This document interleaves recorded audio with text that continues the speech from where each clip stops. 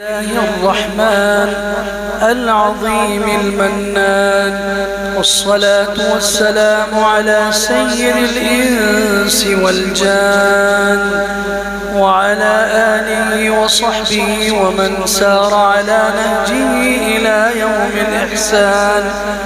أعوذ بالله من الشيطان الرجيم.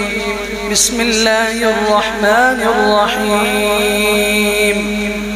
قل إن كان آباؤكم وأبناؤكم وإخوانكم وأزواجكم وعشيرتكم وأموال اقترفتموها وتجارة تخشون كسادها ومساكن ترضونها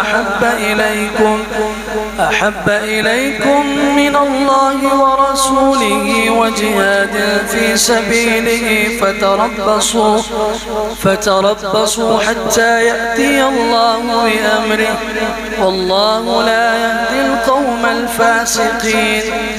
قال رسول الله صلى الله عليه وسلم: ثلاث من كن به وجد فيهن حلاوة الإيمان، ثلاث من كن فيه وجد بهن حلاوة الإيمان: أن يكون الله ورسوله أحب إليه مما سواهما، وأن يحب المرء لا يحبه إلا لله، وأن يكره أن يعود في الكفر بعد أن أنقذه الله منه، كما يكره أن يلقى في النار.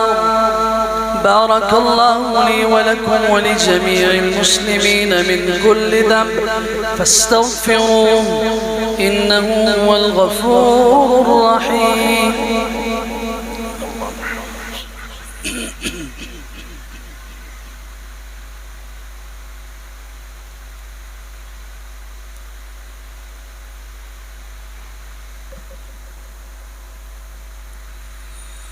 أحمده سبحانه جل وعلا في قدرته وعظمته وذاته وصفاته، والصلاة والسلام على نبيه ومن سار على نهجه.